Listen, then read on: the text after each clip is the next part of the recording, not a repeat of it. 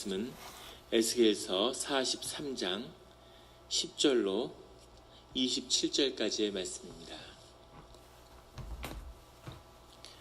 에스겔서 43장 10절로 27절까지의 말씀을 다 같이 한 목소리로 봉독하시겠습니다.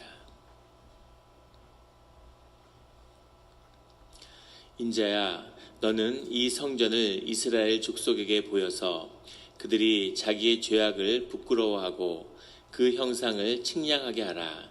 만일 그들이 자기들이 행한 모든 일을 부끄러워하거든 너는 이 성전의 제도와 구조와 그 출입하는 곳과 그 모든 형상을 보이며 또 모든 규례와 그 모든 법도와 그 모든 율례를 알게 하고 그 목전에 그것을 써서 그들로 그 모든 법도와 그 모든 규례를 지켜 행하게 하라.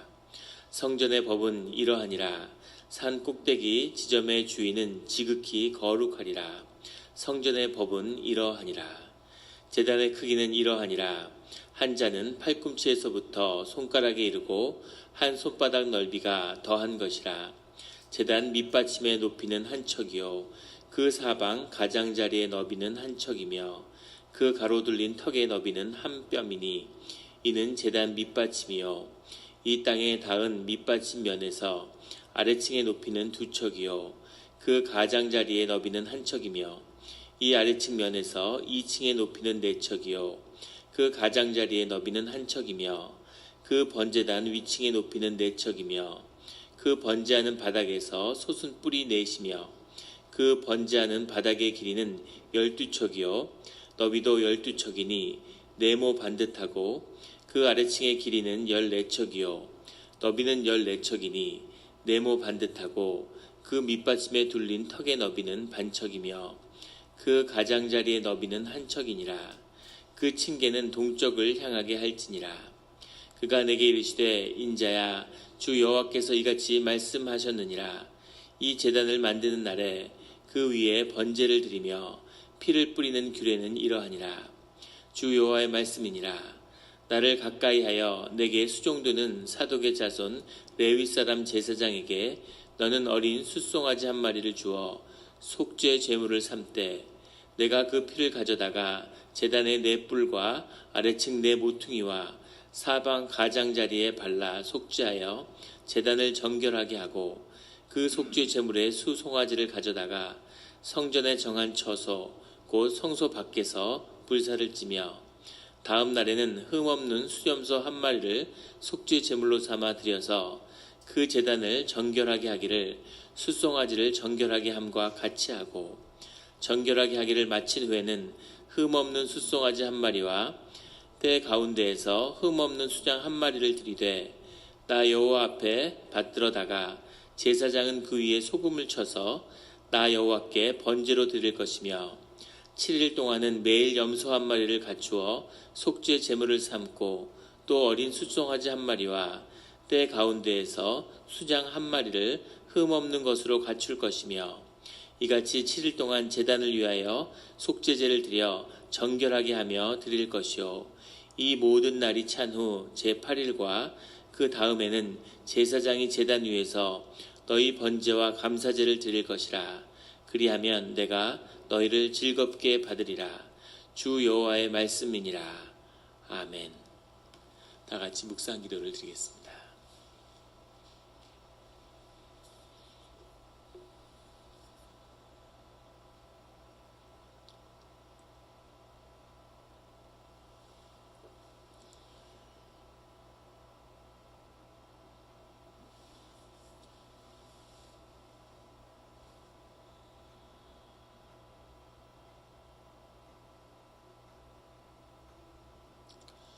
하나님 아버지 감사합니다.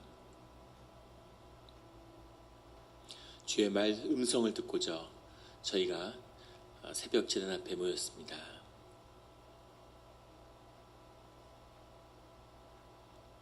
우리 마음의 기도와 우리 마음의 묵상이 주님께 연락되기로 원합니다. 감사드리며 예수 그리스도의 이름으로 기도드렸습니다. 아멘. 오늘 에스겔서 43장 10절의 말씀은 이렇게 시작하고 있습니다. 인자야 너는 이 성전을 이스라엘 족속에게 보여서, 보인다는 말은 하기드라는 말인데 알리다, 선포하다 이런 뜻이 들어있습니다. 너가 이 10년 가운데 주님 가운데서 본 이 성전을 이스라엘 족속에게 선포하라는 거죠.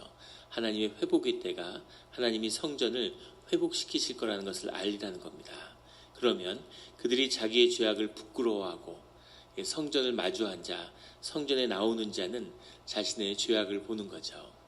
하나님을 만났다고 하는 것은 자신의 죄악을 깨닫는 겁니다. 그 죄가 우리의 삶의 중심에 있죠.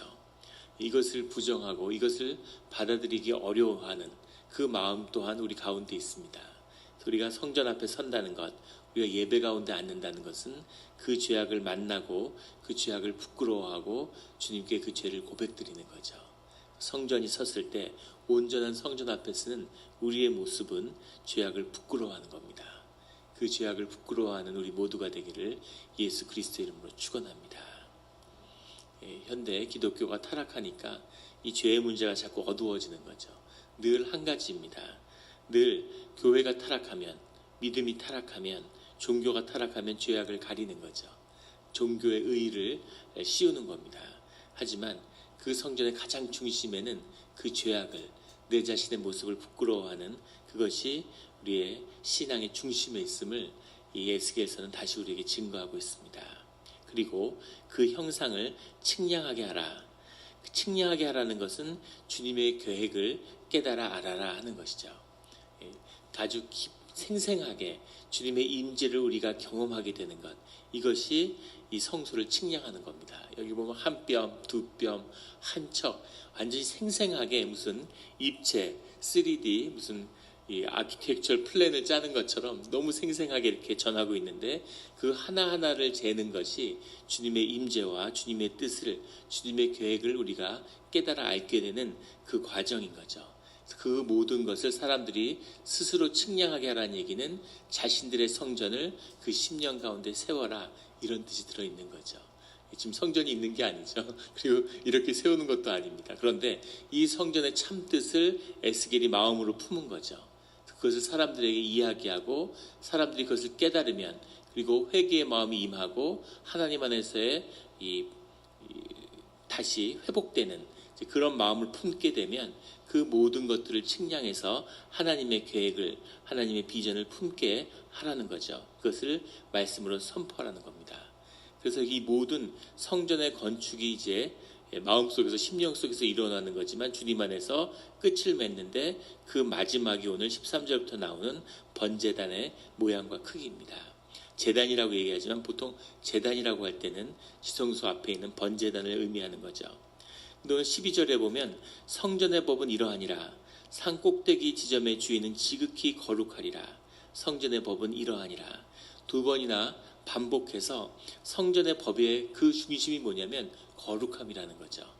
거룩함이 하나님의 임재의 중심이고 모든 우리의 신앙의 중심이고, 우리가 만나는, 우리가 경험하는 삶의 중심이 거룩함에 있다. 거룩이란 뭘까? 하나님의 임재인 거죠. 하나님의 임재가 신앙의 중심이고 그것을 절대 놓치지 마라. 모든 것이 그것에 있다라고 주님이 말씀하시는 거죠.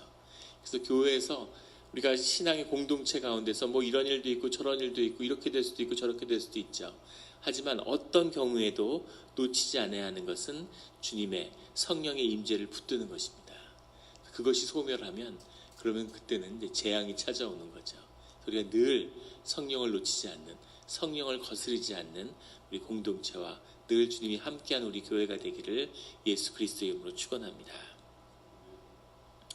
13절부터 제단의 크기서부터 쭉 그 말씀들을 증거하고 계세요. 17절까지 이 번제단이 어때야 되는지에 대해서 말씀하시는데, 이 번제단과 18절부터 시작되는 번제단의 봉헌 사이에는 좀 우리가 레위기나 신명기에서 접하게 되는 그런 성전의 봉헌식과는 차이가 있습니다.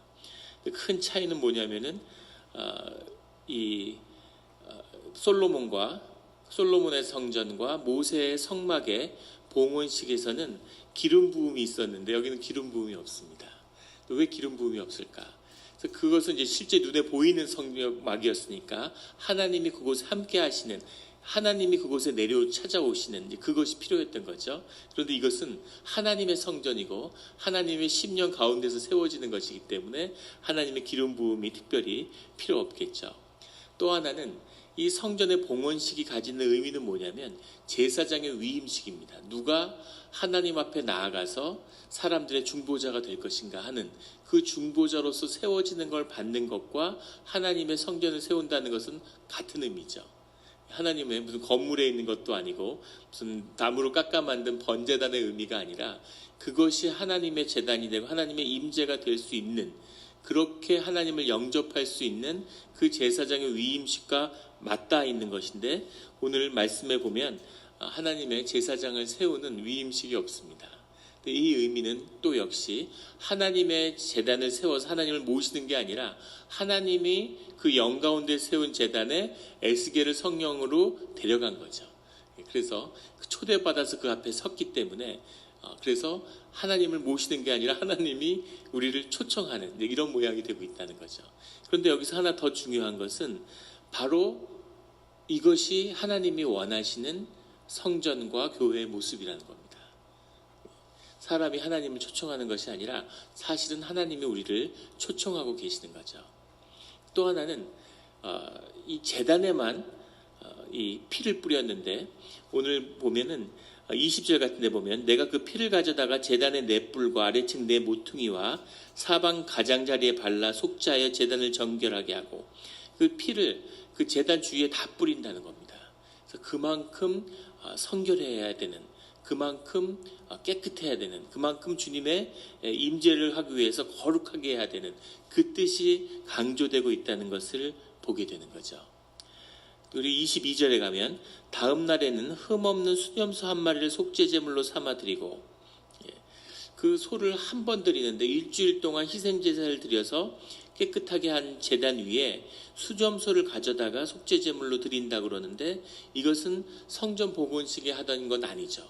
수염소를 가져다가 속죄제물로 드리는 건 대속죄일에 그렇게 속죄제사, 모든 사람의 속죄를 위해서 드리는 제사의 제물이 수점소인데, 소를 잡은 다음에는 바로 수점소를 가서 또 제물로 드린다는 겁니다. 그래서 이것이 상징적인 의미는 하나님이 받으시는 제사의 그 중심에 우리의 회개가 있다는 것을 보여주는 거죠. 그래서 회개하고 제단으로 나오고, 그리고 제사장의 예배가 아니라 모든 사람이 심령 가운데 주님께 드리고 주님을 만나는 그런 예배를 드려야 된다, 이렇게 주님이 말씀하고 계십니다. 44장에 가면 이제 레위 사람들의 제사장의 직분에 박탈하는 것이 나오는데, 그 직분을 지키지 못하는 자들, 하나님의 그 성결함을, 그 거룩함을 담지 못하는 자들은 그 직위가 박탈되는 거죠. 그리고 오늘 보면은 그 네 뿔과 네 뿔의 그 이렇게 제단에 네 뿔이 있는데 네 뿔에 피를 뿌리는 모습이 나오는데, 이 뿔이라고 하는 것은 아마도 이렇게 고고학자들이 이렇게 발굴하는 걸 보면 상아뼈가 아니었을까, 이런 생각을 하게 됩니다. 상아뼈가 많이 발견되기 때문에 그 상아뼈라고 하는 것은 이제 구원의 능력을 상징하는 거죠. 그래서 그것을 붙들면 그것은 이제 용서를 구하는, 용서를 주님께 강구하는 행위가 되는 겁니다.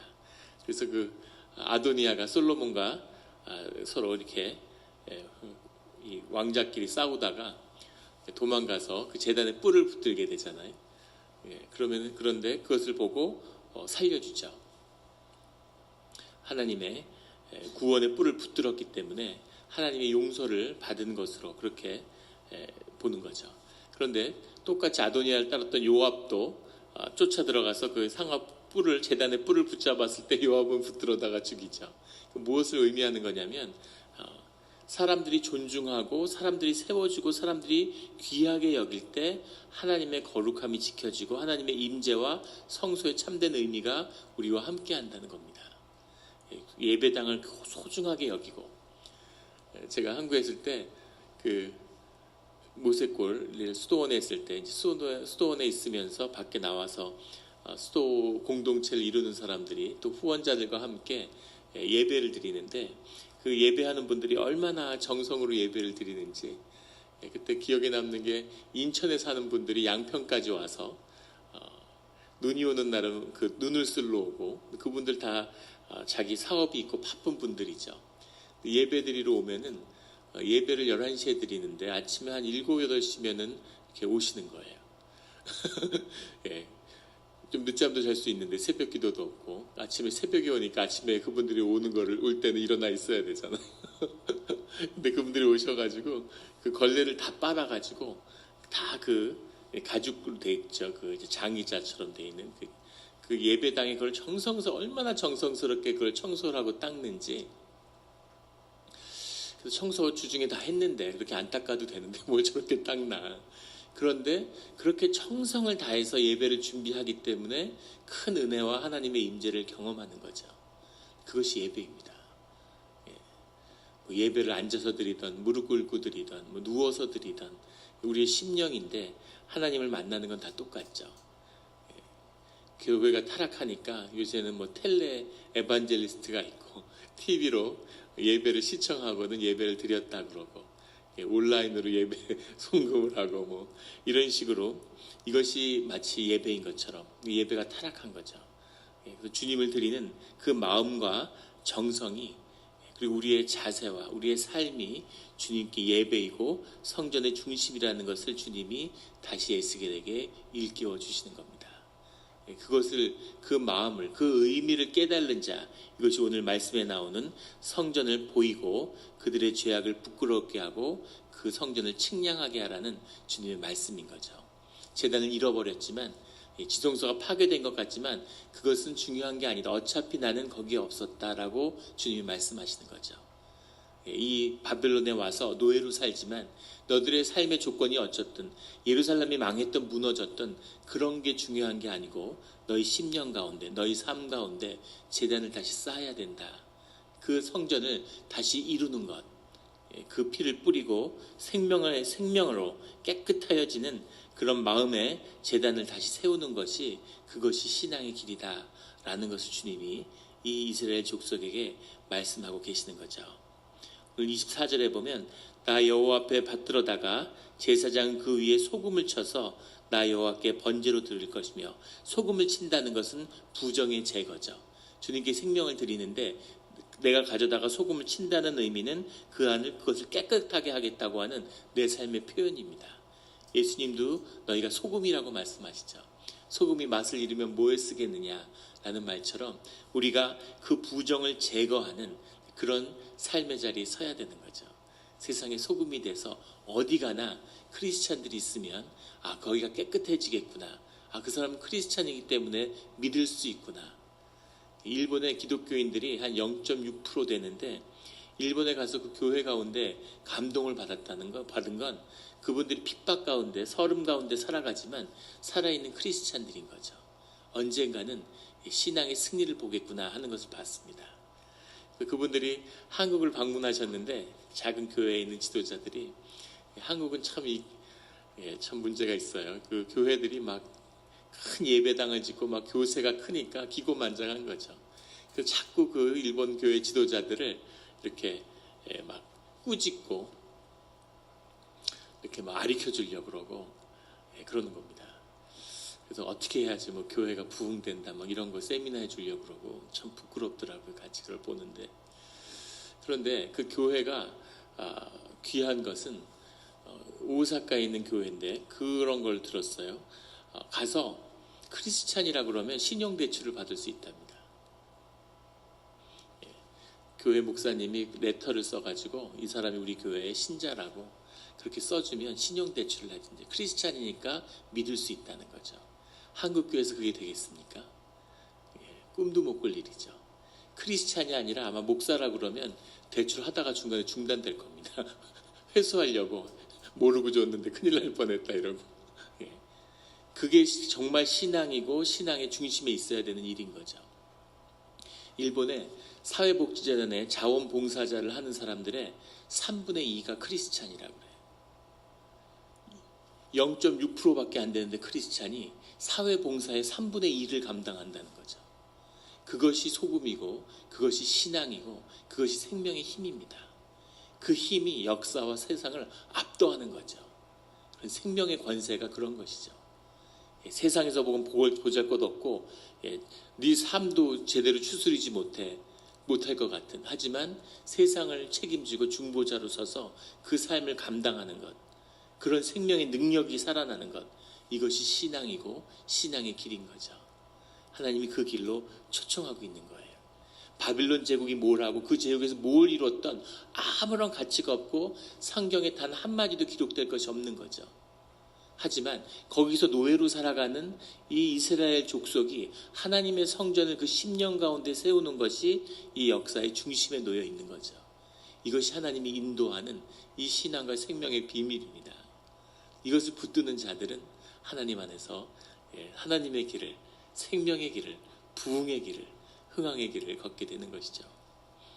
그런 우리 성도님들이 되시기를 주의 이름으로 축원합니다. 27절에 이 모든 날이 찬 후 제8일과 그 다음에 제사장이 제단 위에서 너희 번제와 감사제를 드릴 것이라. 그리하면 내가 너희를 즐겁게 받으리라. 주님이 모든 것이 다 이루어졌어요. 그리고 마지막에 한 줄로 내가 너희를 즐겁게 받으리라 이렇게 말씀하시는 거죠. 제단을 제단으로서 성결하게 거룩하게 세우는 것, 이것이 다 이루어진 다음에 그 7일의 모든 이 제사의 과정을 마친 다음에 그 다음에 제사장이 제단 위에서 너희 번제와 감사제를 드려라. 제단이 됐다면, 지성소가 지성소로 세워졌다면 그때는 너희의 번제와 감사제를, 너희의 간구와 너희의 감사를 가지고 와라 이렇게 말씀하시는 거죠. 그것을 가지고 오면 그때는 내가 너희를 즐겁게 받으리라. 그때 하나님의 형통의 길이, 하나님이 그 우리의 간구를 그때는 각 원하는 대로 구하라 이렇게 말씀하시는 거죠. 그때 모든 것이 이루어지는 것을 보게 될 거다 이렇게 말씀하시는 겁니다. 그래서 우리가 이 제단을 제단으로서 주님이 주님 되게, 주님의 임재가 우리 안에 온전하게 임하는 것, 이것을 이루는 것이 일생의 목표가 되어야 하는 이유가 이것인 거죠. 이것을 이루면, 한 번에 온전한 제사를 드리면 세상을 완전히 바꿀 수 있는 겁니다. 이것이 신앙의 비밀이고 이것이 하나님의 역사의 비밀이에요. 무슨 세상에 뛰어다니면서 온갖 것을 해도 세상이 바뀌어지지 않죠. 뻘밭에 들어가서 뻘을 청소하겠다고 한번 해보십시오.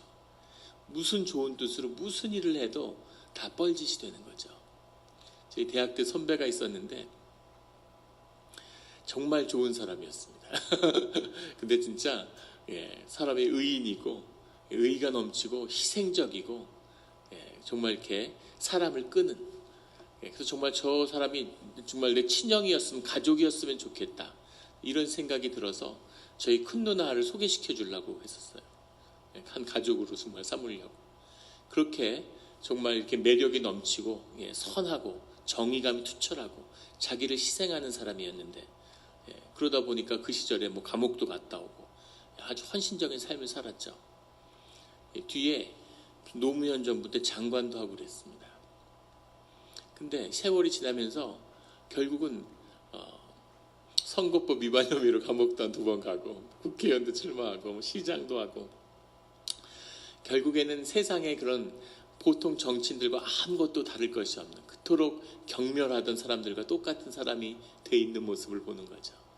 아무 의미가 없는 그 정의감과 그 희생과 그 눈물로 세상을 바꾸겠다고 했는데 세상에 타락하고 더럽다고 자기가 욕하던 세상의 한 부분이 된 거죠. 어떻게 보면 더 더러워진 것 같기도 하고, 그것이 우리의 삶의 문제고 우리 자신의 모습인 거죠. 그 세상을 바꿀 수 있는, 세상을 진정 바꿀 수 있는, 사람들을 움직일 수 있는 그 유일한 길은, 영을 움직이는 유일한 길은 예배밖에 없다는 것을 주님이 에스겔에게 이야기하고 있는 거죠.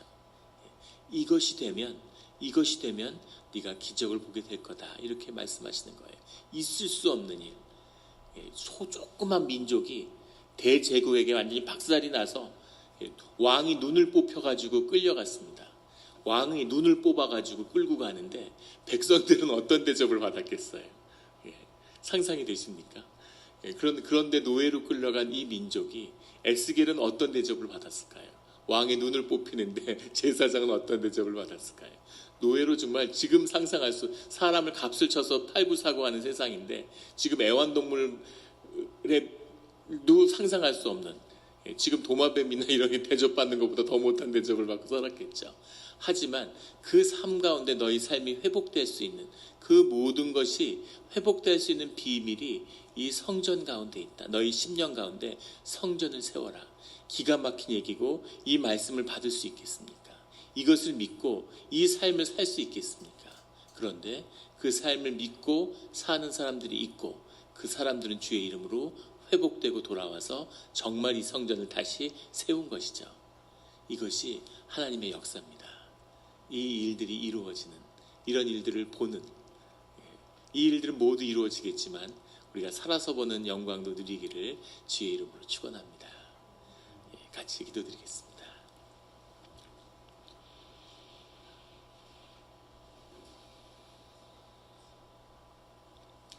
하나님 아버지 감사합니다. 우리가 악한 세상에 살면서 점점 악이 흥왕하는 것을 보게 되고 악인이 흥왕하는 것을 보게 되고 삶에 세상의 정의가 무엇인지 하나님의 공의가 무엇인지 의심할 때가 있습니다. 세상을 좋게 바꿔보고 싶고 아이들을 바르게 세우고 싶은데 바르게 하려고 하면 할수록 점점 더 빗나가는 것 같고 우리가 무엇을 할 수 있을지 그런 깊이 좌절감을 느낄 때가 있음을 주님 앞에 고백합니다.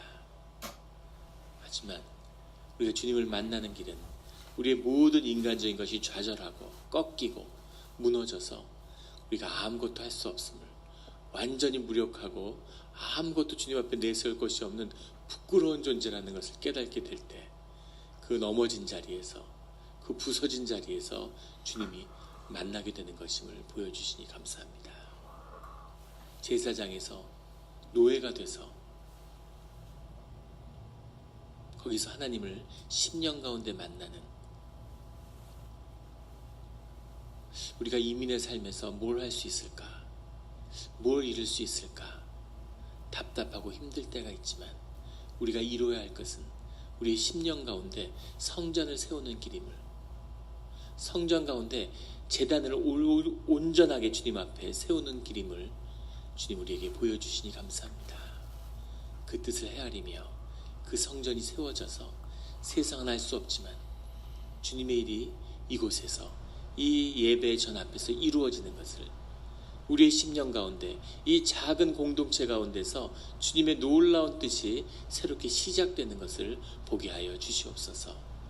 그 일을 믿고 그 일을 위해 헌신하였사오니 하나님의 뜻이 이 가운데 이루어지는 줄 믿습니다.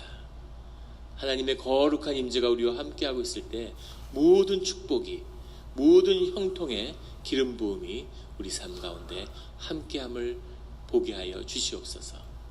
감사드리며 예수 그리스도 이름으로 기도드렸습니다.